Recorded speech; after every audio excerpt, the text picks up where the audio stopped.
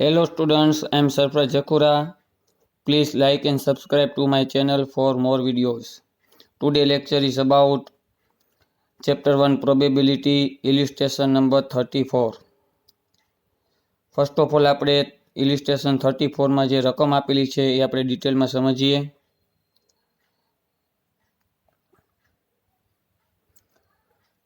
Two balanced dice are thrown simultaneously means કે એક સાથે બે પાસા ઉછાળવામાં આવે છે.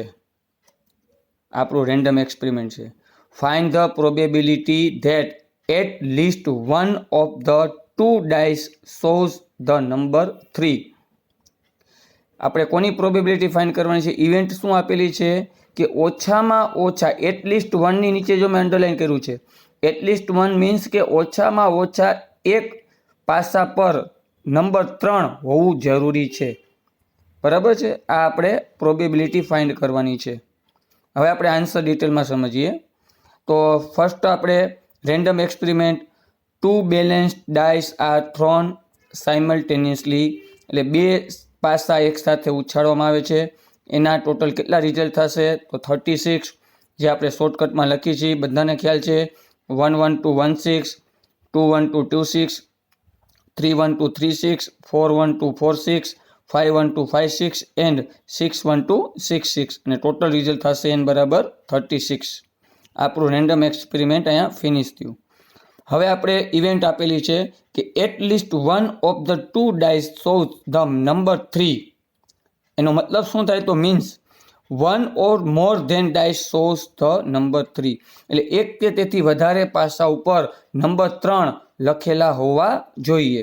હવે આપણી પાસે જે 36 રિઝલ્ટ છે રેન્ડમ એક્સપેરિમેન્ટના, એમાંથી આપણે એવા રિઝલ્ટ ચૂઝ કરવાના છે જેમાં મિનિમમ 3 લખેલા હોવા જોઈએ.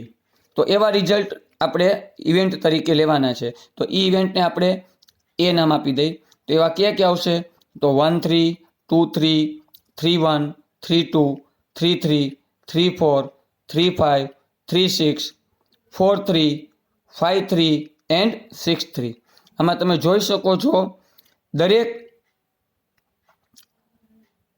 નંબરમાં 3, ઓછામાં ઓછા એક વખત 3 દેખાય છે.